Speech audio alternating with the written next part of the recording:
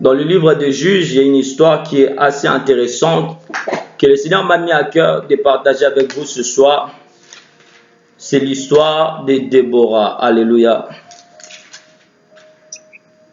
Alléluia. Abrasa kamararabaya.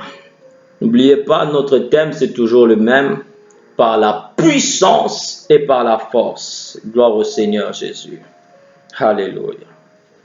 La Bible dit dans le livre des Juges, chapitre 5, on va lire à partir du verset 6 et je vais descendre petit à petit.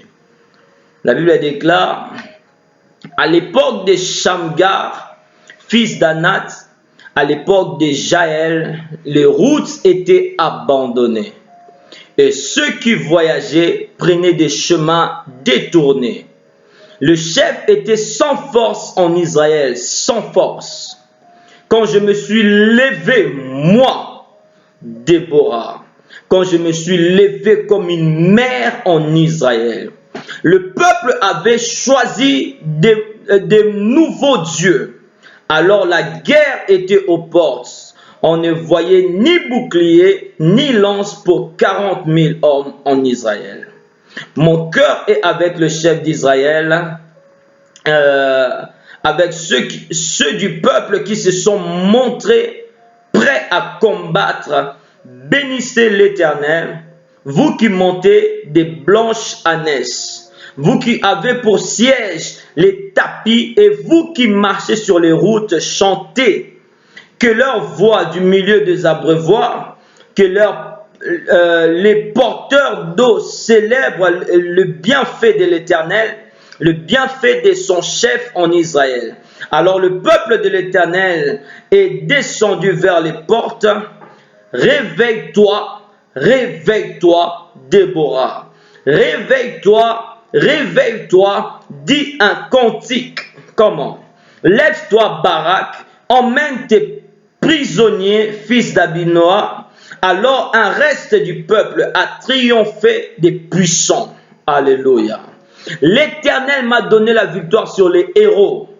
Les héros d'Éphraïm sont arrivés, les habitants d'Amalek. À ta suite a marché Benjamin comme membre de ta troupe. Des Makir sont venus, des chefs et des aboulons de commandants. Des princes d'Issacar ont accompagné Déborah et Issachar a suivi Barak. Il a été envoyé sur les pas dans la vallée, mais près des ruisseaux de Ruben, grandes ont été les délibérations du cœur. Pourquoi es-tu resté au milieu des étables, à écouter les bêlements des troupeaux près des ruisseaux de Ruben? Grands ont été les délibérations du cœur. Galad, de l'autre côté du Jourdain, n'a pas quitté sa demeure. Pourquoi Dan est-il resté sur les bateaux? Aser s'est assis sur les rivages de la mer et s'est reposé dans ses portes. Mais Zaboulon est un peuple qui affronte la mort. Et Nephtali de même. Sur les hauteurs des champs, les rois sont venus, ils ont combattu. Alors le roi des Canaan ont combattu. À Tanak, vers les eaux de Megiddo, ils n'ont remporté ni butin, ni argent. Du haut du ciel, on a combattu. Depuis leur parcours, les étoiles ont combattu contre Sisra. Comment? Ici c'est fort. La Bible dit, du haut du ciel ont combattu. Depuis leur parcours, les étoiles ont combattu contre Sisra. Les torrents du Kisson les a entraînés. Les torrents de temps anciens, les torrents du Kisson. Alléluia. Mon âme va de l'avant, sois forte. Alors les sabots de chevaux ont retenti. Dans la course précipitée de leurs guerrières. Maudissez mes roses, dit l'ange de l'Éternel. Maudissez ses habitants. Car ils ne sont pas venus au secours de l'Éternel. Au secours de l'Éternel parmi les hommes vaillants. Que Jaël, la femme de Héber, les Kéniens, soit bénie soit bénie parmi les femmes. Qu'elle soit bénie les femmes qui habitent sous les tentes. Alléluia. Le passage est long. Je vais m'arrêter là pour le moment. Et je veux prendre on va commencer juste là à partir de... Oh my God, il y a beaucoup de choses à l'époque. Oh my God, my God. On va commencer à partir du verset 6. Alléluia. Oh mon Dieu. Amen, amen. Amen. Nous allons commencer par le verset 6. La Bible dit, à l'époque de Shamgar, fils d'Anat, la Bible dit, à l'époque de Jaël, les routes étaient abandonnées. Les routes étaient abandonnées et quelque chose s'est passé. Pendant cette période, il y a eu comme une invasion sur Israël. Et la Bible dit que pendant cette époque-là, les routes étaient abandonnées. Quand on parle de routes qui étaient abandonnées, ici on veut parler des hommes qui avaient abandonné les voies du Seigneur. Parce que les voies du Seigneur, ce sont des chemins qui sont tout tracés pour tout enfant de Dieu, afin qu'il puisse se repérer sur son parcours, sur sa marche. Lorsque le Seigneur Jésus-Christ lui-même il est venu, il a dit une chose. Je suis le chemin, la vérité et la vie. Nous connaissons ce passage. Et lorsque ici on est en train de dire que les routes étaient abandonnées, ça veut dire que les principes que Dieu avait instaurés sur son peuple, les gens ne les considéraient plus. La loi de l'Éternel, les gens ne les méditaient plus. Les gens ne les consultaient plus. Les gens avaient abandonné les voies du Seigneur. Ils s'étaient détournés des voies de l'Éternel vers d'autres dieux. Dans le verset précédent, on dit que les chefs étaient sans force en Israël, sans force. Quand je me suis levé, moi, Déborah, comme je suis levé, choisi. Et le peuple, dans le verset 8, la Bible a dit, le peuple avait choisi des nouveaux dieux. Vous voyez, le peuple avait choisi de nouveaux dieux. Il s'était détourné des voies du Seigneur. Il s'était éloigné de la parole de l'Éternel. Voilà pourquoi la Bible précise que le chef n'avait plus de force. Le chef n'avait aucune force. Ils étaient sans force. Lorsque l'ennemi s'est levé pour le combattre, lorsque l'ennemi est venu pour les menacer, pour leur faire la guerre, la Bible déclare les princes, les chefs de la nation d'Israël, ils étaient sans force. Pour la simple bonne raison qu'ils avaient détourné leur voie de celui de l'Éternel. Ils s'étaient détournés des voies de Dieu. Ils avaient abandonné la voie de Dieu. C'est que le Seigneur leur avait montré comme chemin. Les principes de Dieu, les ordonnances de Dieu. Ils avaient abandonné cela. Voilà pourquoi la Bible déclare qu'ils étaient sans force. Et dans ce thème que nous sommes, dans cette série dont nous sommes en train de parler sur la puissance et la force, nous avons déjà compris qu'il est important en tant qu'enfant de Dieu d'être fort et puissant.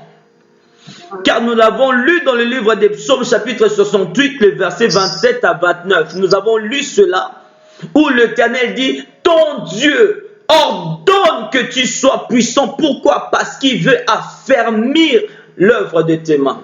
L'œuvre qu'il a fait pour toi. Dieu leur avait donné des ordonnances. Dieu avait parlé au peuple d'Israël. Il les avait donné des instructions, des choses qu'ils devaient faire, des interdits à respecter, des choses à offrir, des sacrifices à offrir à l'Éternel. Dieu avait parlé au peuple d'Israël et Dieu avait affermi leur royauté, leur pouvoir, leur trône. Dieu les avait affermis jusqu'à ce que, la Bible déclare, ils se sont détournés des voies du Seigneur. La Bible dit, les chemins étaient fermés, la ville était fermée et les gens faisaient un détour pour arriver dans la ville. Pour aller, les gens, ils s'est détournés de la ville pour pouvoir y aller. Et ça, c'est un piège. C'est quelque chose que le diable connaît très bien manipuler pour pouvoir emmener le peuple de Dieu à être sans force. Lorsque le diable veut vous comment dire ça? Lorsque le diable veut vous déséquiper, il veut vous retirer votre armure. Lorsque le diable veut baisser mettez votre garde. Lorsque le diable veut vous rendre impuissant, tout ce qu'il fait, c'est de vous détourner des voies de Dieu. Il emmène une mauvaise parole, une mauvaise pensée, une mauvaise conviction. Il emmène quelque chose qui ne glorifie pas Dieu, qui n'honore pas le Seigneur dans ton cœur, pour que tu commences à douter de ce que le Seigneur a réellement dit sur toi. Il emmène le doute, il emmène la méchanceté, il emmène quelque chose qui commence à te faire poser des questions sur des choses évidentes que Dieu a accomplies pour toi. Tu oublies les souvenirs de tout ce que Dieu a accompli pour toi. Et tu commences à douter à Dieu. Tu te tournes vers d'autres dieux. Tu te dis peut-être que les autres vont m'exaucer plus rapidement. C'est souvent notre cas aujourd'hui. Aujourd'hui, dans le monde, lorsque les gens attendent des résultats, ils veulent que cela arrive maintenant et tout de suite. Lorsque le Seigneur fait patienter quelqu'un juste pendant quelques temps, pendant une période, tu traverses des moments difficiles. Pendant une période, tu traverses des moments où tu as l'impression que Dieu n'est pas avec toi. Tu as tellement peur, tu es tellement incertain avec ton Dieu. Ta foi n'est tellement pas affermie que tu cours vers d'autres dieux. Tu cours vers des seconds plans. Tu veux le plan B alors que Dieu n'a pas de plan B. Lorsqu'on est enfant de Dieu, on ne cherche pas des plans B, des plans C, des plans Z. Il n'y a pas. Lorsqu'on est enfant de Dieu, on n'a que le plan A. C'est Dieu, point barre. Qu'il pleuve ou qu'il neige, on se tourne vers l'Éternel. Qu'il pleuve ou qu'il neige, on se tourne vers notre Dieu. Et la Bible déclare ici des chefs. Le chef ici à l'époque, c'était... Barak. Le chef à l'époque ici dans Juge chapitre 4, on en parle un peu mieux. Dans le Juge chapitre 5, ici le chef c'était Barak. Et on parle aussi des chefs des peuples des nations d'Israël. On parle des Ruben, on parle des chefs de Ruben, on parle des autres, des Benjamin et tout ça. On parle de ces chefs-là, la Bible déclare, ils étaient sans force. Pourquoi? Parce qu'ils s'étaient détournés des voies du Seigneur. Ils s'étaient détournés des voies du Seigneur. Alors il y a eu, les ennemis se sont soulevés contre eux. Les ennemis se sont soulevés pour leur combattre. Les ennemis voulaient leur renverser. Mais la Bible déclare, j'ai béni Dieu pour cette femme. Comme quoi, on n'a pas besoin d'être homme ou femme pour que Dieu puisse nous utiliser. Non. Est-ce que quelqu'un m'entend? On n'a pas besoin d'être homme ou femme pour que Dieu puisse nous utiliser. L'histoire de Déborah est une preuve certaine que Dieu est capable d'utiliser qui il veut, comme il veut. Il suffit que quelqu'un puisse comprendre quelque chose, que c'est par la puissance et par la force que Dieu accomplit des choses. La Bible déclare que Déborah c'était une femme. C'était une femme qui était dans un pays où il y avait des chefs. Le roi Barak était là sur le trône. Mais lorsque le roi a commencé à avoir peur, lorsque le roi ne pouvait plus affronter ses adversaires, lorsque les ennemis s'étaient approchés, ils s'étaient tenus devant la porte de sa maison, le roi, tandis qu'il avait peur, tandis qu'il était en train de trembler, il y a une femme qui s'est décidée, qui s'est fortifiée autrement pour pouvoir combattre et défendre le nom de l'Éternel. C'est quelque chose d'important. Les chefs étaient sans force. Mais c'est pas parce que les chefs sont sans force que toi tu dois être sans force. C'est pas parce que quelqu'un dans ta famille, quelqu'un qui était comme un modèle, quelqu'un qui était comme un standard, c'est pas parce que cette personne-là a échoué que toi aussi tu dois échouer. Non. C'est pas parce que cette personne-là n'a pas réussi que toi aussi tu ne pourras pas réussir. C'est faux. Dieu a besoin seulement de toi. Dieu veut seulement que toi, tu te fortifies et que tu prennes courage. La Bible déclare, il disait à Josué, fortifie-toi et prends courage. Ne te détourne pas des paroles, de mes desseins, des prescriptions que mon serviteur Moïse t'a données. Il y avait des problèmes ici. Tous les chefs, malgré qu'ils étaient chefs de famille, malgré qu'ils étaient chefs, rois des nations, ils s'étaient détournés des voies de l'Éternel. My God, les pariarabassés. Ils s'étaient tous détournés des voies du Seigneur. Et c'était ça le piège. Mais la Bible, gloire soit rendue à Dieu parce que cette femme a eu la révélation. La Bible déclare, je me suis levé, moi Déborah, je me suis levé comme une mère sur Israël. À faire mal sobréa. Et elle s'est levée. Ça veut dire quoi? Pendant que le roi et tous les autres guerriers étaient en train de paniquer, de fuir dans tous les sens, elle a eu confiance en ce Dieu, en son Dieu. Elle a fait quoi? Elle s'est fortifiée dans le Seigneur. Elle croyait en Dieu. Elle savait que Dieu allait nous accorder la victoire. Si nous allons au nom de l'Éternel, l'Éternel nous délivrera.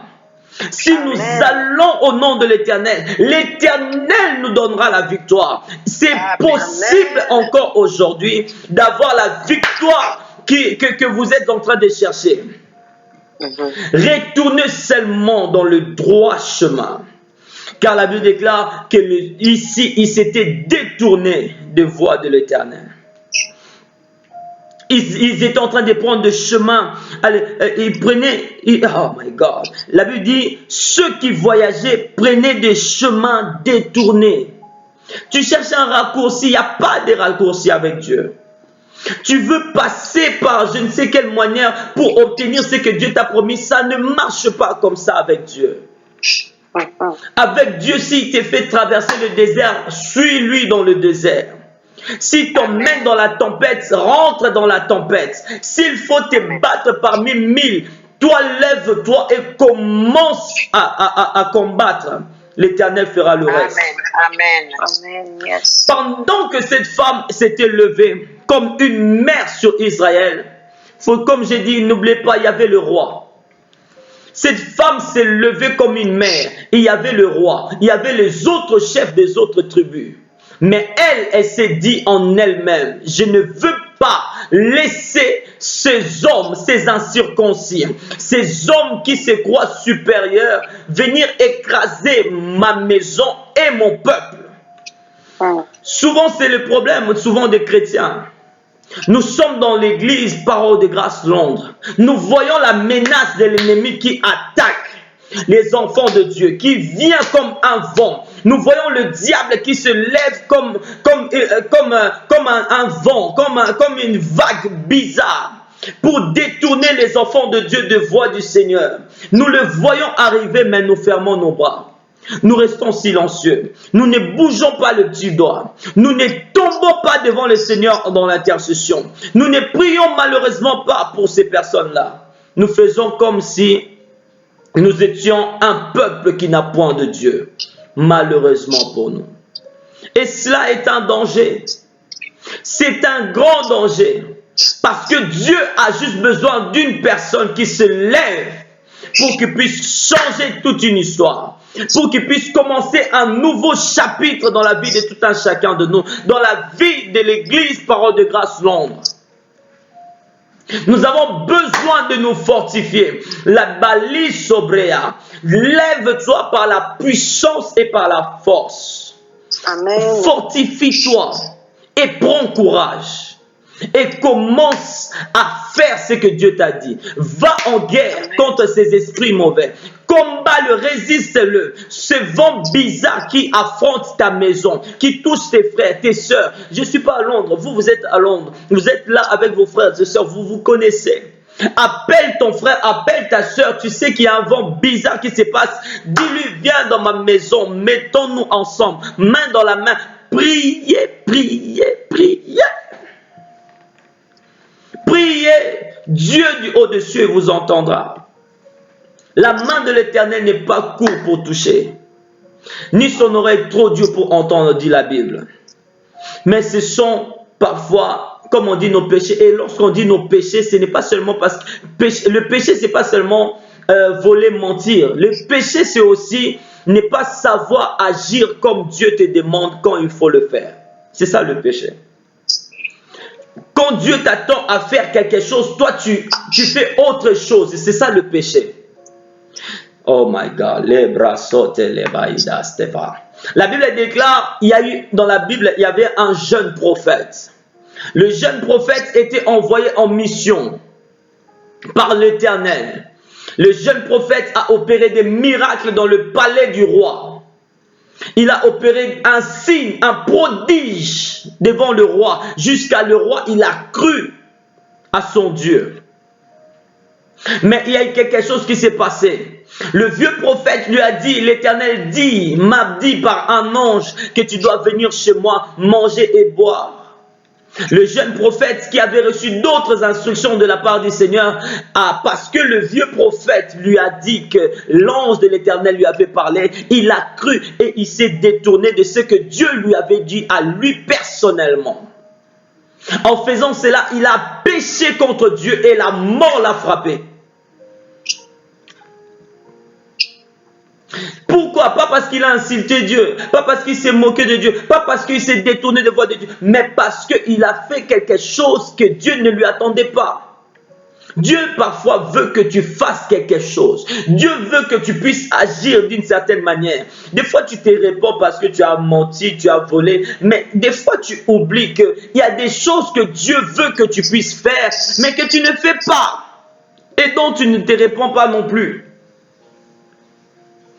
La Bible déclare, Déborah s'est levée comme une mère, par la puissance et par la force. Elle a d'abord utilisé la force. Elle s'est levée d'elle-même. Elle a revêtu sa parure. My God. Elle a revêtu sa force. Et elle s'est mise en marche contre les ennemis qui allaient combattre Israël. Elle s'est mise en marche contre les ennemis qui allaient combattre Israël. Et la Bible dit dans le verset 20,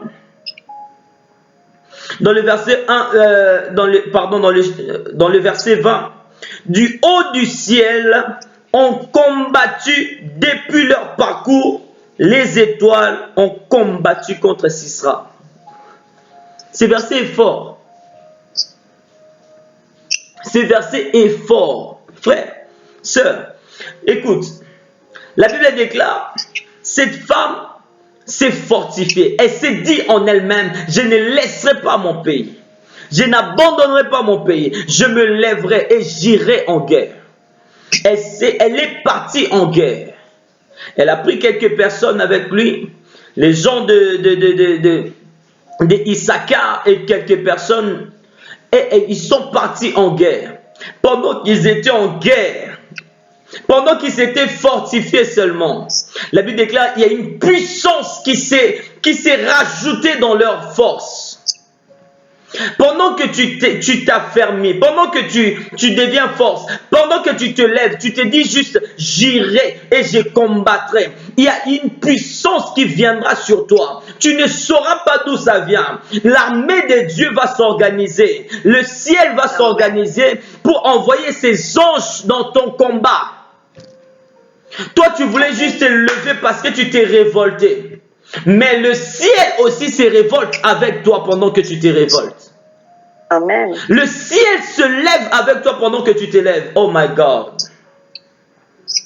Vous devez savoir que lorsque Dieu veut opérer sur la face de la terre, il opère avec des hommes.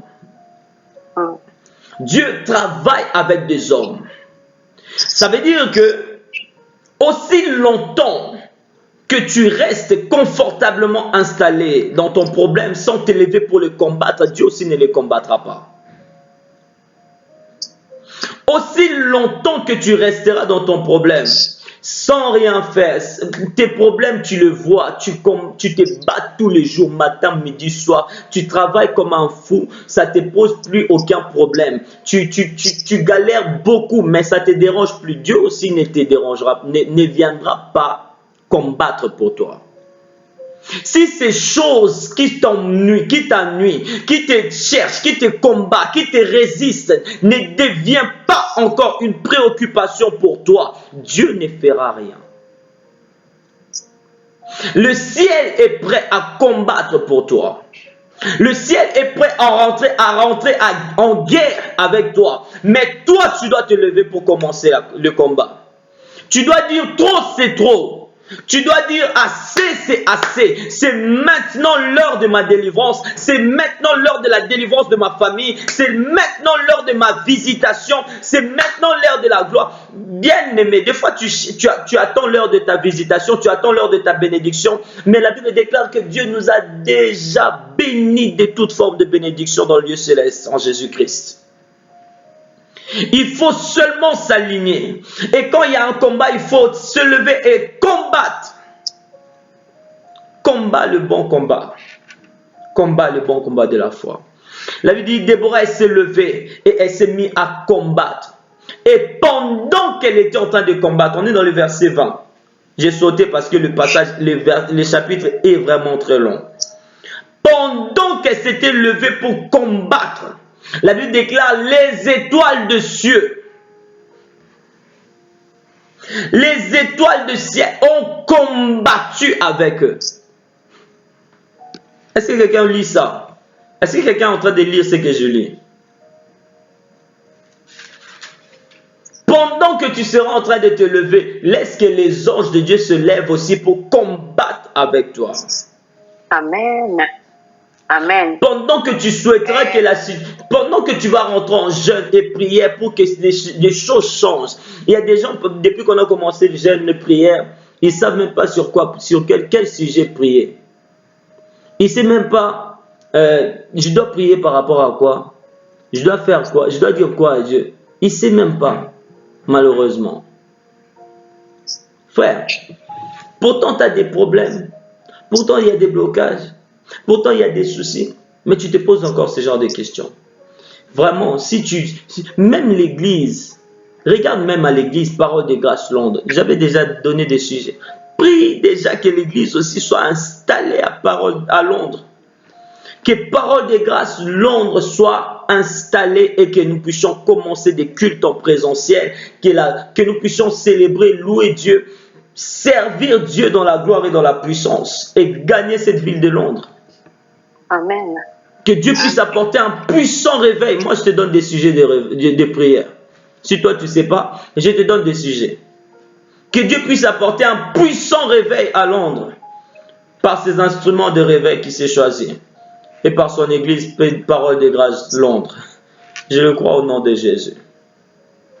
Pendant que Déborah s'était levée, elle est rentrée en guerre. La Bible déclare les anges, quand on parle des étoiles du ciel, on parle des anges. Ils sont entrés en guerre avec elle. Ils ont commencé à combattre les ennemis d'Israël. Ils ont commencé à tuer, à détruire les ennemis d'Israël. Ils ont commencé à les fouler aux pieds. Ils les ont tués. Ils les ont tués, ils les ont massacrés. Oh my God, les plaïdas stoferadea. C'est des choses que nous oublions. Dieu combat avec ceux qui combattent. Amen. Il y a un passage là, la Bible a dit, dans le livre dans le verset 23. Dans le verset 23, si quelqu'un a trouvé, nous sommes là. La Bible dit, maudissez mes roses. Qui l'a dit? Dit l'ange de l'Éternel. Maudissez mes roses, dit l'ange de l'Éternel. Maudissez ses habitants, car ils ne sont pas venus au secours de l'Éternel, parmi les hommes vaillants. Ici, c'est grave. L'ange de l'Éternel, déjà, on comprend que l'ange de l'Éternel était venu combattre avec Déborah. L'ange de l'Éternel était descendu, il a combattu avec Déborah. Et tous ceux qui n'étaient pas liés à Déborah pour combattre les ennemis d'Israël, l'ange de l'Éternel dit maudissez-le. Maudissez-le. Maudissez-le. Maudissez-le. C'est un danger, frère, de rester bras croisés alors que tu vois l'œuvre de Dieu en train de décliner. Tu vois qu'il y a quelque chose qui ne va pas. Tu vois que dans la maison de Dieu, il y a quelque chose qui ne va pas. Mais tu ne bouges pas, tu ne laisses pas, tu ne dis pas, tu ne dis rien. tu fais rien. Tu ne fais rien. Tu es en mode passif. Ce n'est pas ton problème. Ça ne te concerne même pas. C'est un danger. C'est un danger. Quand tu es un enfant de Dieu, tu dois comprendre qu'il a fait de nous un royaume de sacrificateurs. Nous sommes des fils et de filles, des sacrificateurs de Christ. Nous devons servir au dessein de notre Dieu. Alléluia. Amen. Nous allons lire un passage dans le livre de Ésaïe. Ésaïe chapitre 51.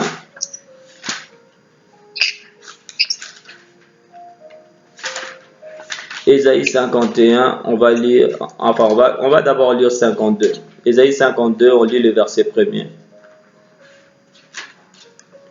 Ésaïe 51, le verset 1er. Lisons la parole au nom de Jésus. Si quelqu'un a trouvé, il peut lire. J'ai lu la parole. Amen. La Bible dit, réveille-toi, réveille-toi, enfile ta force en guise de vêtements. Alléluia. La Bible dit, enfile ta force en guise de vêtements. Dans d'autres versions, il est écrit, revêt ta parure. Alléluia. Ceux qui ont ces versions-là, la parure en fait des enfants de Dieu, la parure que nous devons porter, nous devons avoir, c'est la force. Il dit, revêt ta parure, enfile ta force en guise de vêtements. Sion, mets tes habits de fête, Jérusalem, ville sainte. En effet, l'incirconcis et l'homme impur n'entreront plus chez toi. N'entreront plus chez toi. Et dans le chapitre 51, le verset 9, la Bible a dit, réveille-toi, réveille-toi, couvre-toi des forces, bras de l'Éternel, réveille-toi comme par le passé, comme dans les générations précédentes. N'est-ce pas toi qui as abattu l'Égypte, qui a transpercé le monstre? C'est l'Éternel. Il dit, réveille-toi, réveille-toi, couvre-toi des forces. C'est un ordre, nous l'avons lu dans le livre des Psaumes 68. C'est un ordre, oh my God. Ton Dieu ordonne que tu sois fort. Ton Dieu ordonne que tu sois puissant. C'est un ordre que ton Dieu te donne. Tu dois comprendre que c'est un ordre de la part de ton Dieu. Tu dois être fort et puissant. Tu dois être fort et puissant. La Bible déclare, c'est pas un prophète. Comment? C'est pas un prophète que l'Éternel sortit Israël de l'Égypte. Et c'est pas un prophète qui les a gardés. Et aujourd'hui, nous sommes au temps de la fin. Nous avons reçu l'Esprit de Dieu. Et dans le livre d'Apocalypse, on dit les témoignages de Christ. C'est l'esprit de la prophétie. Ça veut dire que toi et moi, nous avons reçu l'esprit des prophètes, de la prophétie. Amen. Nous sommes appelés à sortir les nations des prisons. Nous sommes appelés à libérer des captifs. Nous sommes appelés à... Oh! Alléluia. Nos familles, parfois, ils sont dans des problèmes depuis longtemps, mais toi, tu es chrétien, toi, tu es chrétienne, tu es là dans la famille, tu ne fais rien, tu es passif, tu veux vivre ta vie dans ton coin, tu te dis, tu t'es séparé d'ailleurs de toutes les personnes de ta famille, tu t'es éloigné de tout le monde, et tu as oublié tout le monde, alors que tu es là pour être quelqu'un qui va délivrer cette famille. C'est bien de prendre des distances, mais c'est mauvais d'abandonner sa famille. C'est bien de se retirer pour se ressourcer, pour être plus fort, pour travailler en étant concentré, Mais c'est mauvais d'abandonner son patrie, le sien. C'est mauvais d'abandonner ses frères. C'est mauvais d'abandonner ses sœurs. C'est une mauvaise chose. Même si nous devons nous retirer pour la prière. Même si nous devons nous retirer pour la prière. Par la puissance et par la force. Et comment Dieu nous rend forts et puissants. Nous allons lire Josué. Vous allez voir que Josué, c'est un homme qui a marché avec Dieu. Il a servi au dessein de l'Éternel. Et je vous ai parlé la fois passée que le manque, pour vous dire que le manque de puissance était dangereux. Le manque de puissance est très très dangereux. Je vous ai parlé des fils de Dieu qui sont tombés par le diable. Frère, ils étaient saints. Les anges qui sont tombés lorsque le diable les a attaqués là. Ils étaient saints dans la sainteté totale. Ils étaient purs. Plus purs que nous, peut-être nous allons peut-être jamais arriver. Bon, seulement nous verrons la pureté qu'ils avaient là. Nous l'aurons peut-être seulement quand on sera au ciel. Ils étaient totalement saints. Ils étaient totalement purs. Mais lorsque le diable les a affrontés, ils n'étaient pas puissants, frère. Danger. Tu peux aimer tout ce que sanctifie-toi. Sanctifie-toi, c'est très bien. Marche dans la pureté, crains Dieu, toutes ces choses. Mais sois fort et puissant. Sois fort et puissant. Parce que le monde spirituel répond à la puissance. Je risque de vous dire des choses graves ici, là. Mon Dieu, que Dieu Seigneur nous garde.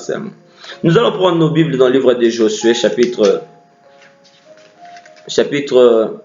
20. Si je me trompe. Alors, Josué. Oh my God. Les badiaraba soprekete. Oh, la bradia. Chapitre 19, pardon. Excusez-moi. On va lire à partir du verset 49. Elijah braso korabai rema bradoshi. Oh. Ok. Je suis parti trop loin. On va lire plutôt le verset 12. On va lire à partir du verset 12. Il y a 11 et 12. En fait, il y a beaucoup. Il y a beaucoup de choses. En fait, c'est... Je ne sais pas si vous... On va lire quand même quelques passages. Je vais lire dans le verset 12, chapitre 12, pardon, le verset 1er. Voici le roi que les Israélites bâtirent et dont ils possédèrent le pays de l'autre côté du Jourdain, du côté du soleil levant, depuis le torrent de l'Arnon jusqu'au mont Hermon, avec toute la plaine située à l'est. Avec toute la plaine située à l'est. Il y avait Sihon, le roi des Amoréens, qui habitait à Hesbon. Il dominait sur la moitié des Galades, depuis Aroé, qui se trouvait au bord du torrent de l'Arnon, au milieu de la vallée jusqu'au torrent du Jabbok, qui marquait la frontière avec l'Ammonite. Sur la plaine qui va jusqu'au lac de Génézareth, à l'est et jusqu'à la mer de la plaine. La mer morte à l'est vers Beth Jeshimoth. Et du côté du sud, sur le pied du Pisga, il y avait aussi Og, le roi du Bassan, l'un des derniers Raphaïm qui habitait à Amstaroth et à Adrei. Quand on parle des Raphaïm, je ne sais pas si vous savez ce que c'est. Les Raphaïm, c'était des géants. Quand on dit l'un des derniers Raphaïm, les Raphaïm en fait c'était des géants. C'était de la même lignée que les Goliaths et tout ça là. Goliath il était des Gad, oui, mais Les Raphaïm, en fait, sont des géants. C'était des géants. Ils étaient à peu près à 6 mètres, 6 mètres, 5 mètres, 4 mètres de haut. C'était des géants. Et si on précise que même eux, ils ont été vaincus par Josué. Pourquoi? Parce que c'était un homme qui s'était fortifié. Car Dieu lui avait dit, fortifie-toi et prends courage. Et nous avons vu, en fait, il y a beaucoup de conquêtes qu'il a eues. Il a eu à faire. Avec le Seigneur, lorsqu'il s'est fortifié, il a pris courage. Il a marché dans des conquêtes et des conquêtes. Conquête sur conquête. Ça commence à partir du chapitre 11. Si vous voulez, vous pouvez lire. Dans le chapitre 11, on commence à parler de après qu'il ait gagné telle ville, il a gagné telle ville. Après qu'il ait conquis telle ville, il a conquis telle ville. Il a conquis encore telle ville, il a conquis encore telle ville. Il a conquis tellement de pays, tellement de villes qu'à un moment donné, c'était même trop. Ils se sont arrêtés à la fin pour pouvoir commencer à partager des pays, alors qu'ils étaient juste une 12 tribus d'Israël. Ils ont commencé à se partager des pays. Dan, il a pris tel pays. Ruben, il va prendre tel pays. Ils se sont partagés des pays. Même Jérusalem, ils l'ont conquis comme ça. C'était parmi des conquêtes de Josué. Jérusalem fait partie des conquêtes que Dieu avait accordées à Josué. Et la Bible déclare aussi avec Josué quelque chose de puissant qui s'est fait. Nous connaissons l'histoire où Josué, il a combattu avec l'Éternel. La Bible déclare dans le livre de Josué chapitre 10, je vais lire à partir du verset 11. Alors que les Amoréens fuyaient devant Israël et qu'ils se trouvaient sur la descente des Beth-Horon, l'Éternel fit tomber du ciel sur eux d'énormes grêlons. Est-ce que quelqu'un lit ces passages? Josué chapitre 10, le verset 11. Josué s'est levé avec l'ordre du Seigneur pour conquérir une ville. Oh my God. La Bible dit que pendant qu'ils s'étaient levés, ils se sont mis à combattre. Il y a leurs adversaires qui se sont mis à se disperser. D'autres ont commencé à fuir. Pendant qu'ils fuyaient, parce qu'ils étaient déjà dans la force, il y a une puissance, la main du Tout-Puissant. Le Dieu Tout-Puissant est venu pour intervenir, pour ajouter sa sauce dans son combat, pour lui accorder la victoire. La Bible déclare, il y a des grêlons qui ont commencé à tomber du ciel. Lorsqu'ils s'étaient préparés le matin pour aller en guerre, ils ne s'attendaient pas à ça. Lorsque Josué est sorti avec son épée, il ne s'attendait pas à ce que l'Éternel puisse intervenir de cette manière-là dans son combat. Mais la Bible déclare, pendant qu'il combattait, l'ennemi a commencé à prendre fuite. L'Éternel est entré dans le combat parce qu'il ne voulait pas que ces ennemis-là s'échappent. L'Éternel a commencé à faire tomber sur les ennemis de Josué des grêlons qui commençaient à les tuer. Et la Bible précise pour dire que le nombre de ceux qui furent tués par les grêlons furent plus nombreux que ceux qui sont tombés par l'épée. Il y a des ennemis que tu tueras. Et d'autres, il n'y a que Dieu qui pourra le faire tomber. Amen. Il y a des ennemis que toi, tu vas tuer parce que tu t'es levé avec force dans la prière, dans le jeûne, tu t'es mis à chercher Dieu, tu t'es mis à prier pour ta famille. Tu vas faire tomber certains ennemis. Mais il y a d'autres, il n'y a que Dieu qui pourra le faire tomber. Amen. Mais Dieu ne leur fera pas tomber si toi, tu ne te lèves pas au préalable pour pouvoir combattre et rentrer au combat.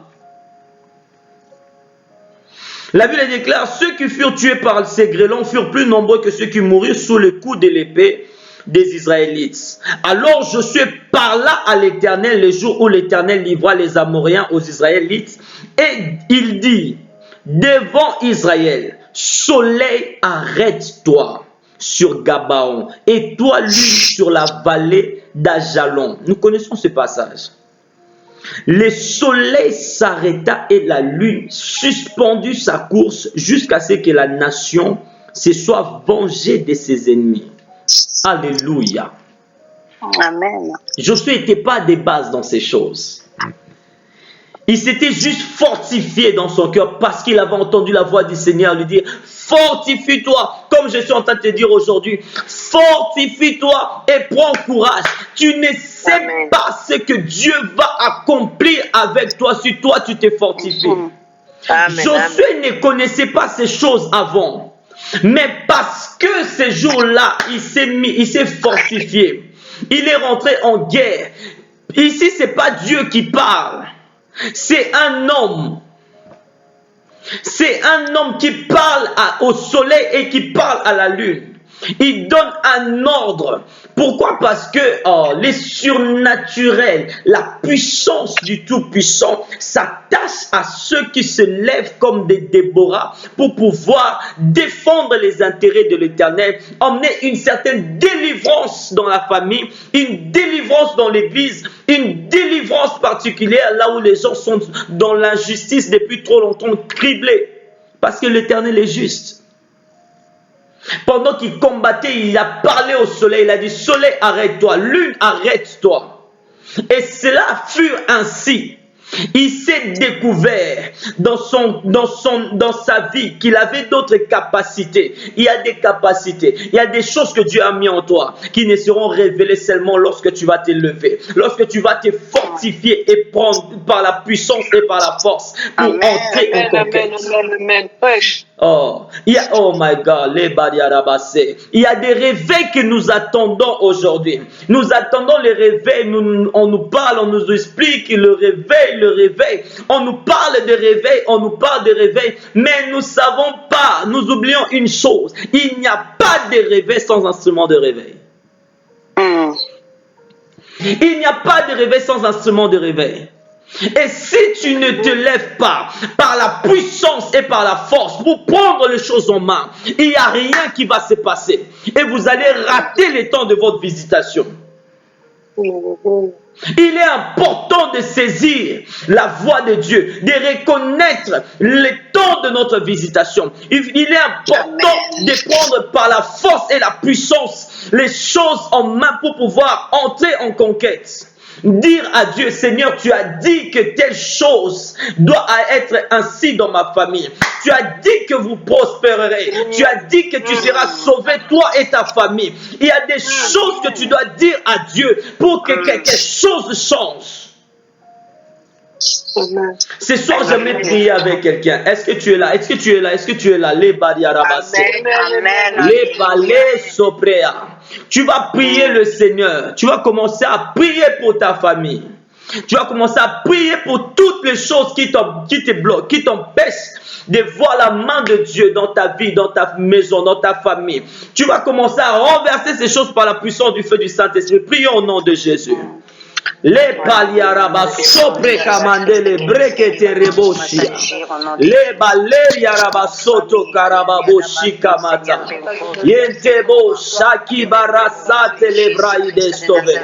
Ye kabababoshia brekete rekete boshi kabababa. Au nom puissant de Jésus-Christ, Père, nous venons renverser, nous venons détruire toute puissance de l'ennemi. Nous brisons tous les plans du diable au nom de Jésus-Christ. Tout ce que l'ennemi opère, les brasotes Akia a mis en place contre nous, nous les renversons, nous les brisons par le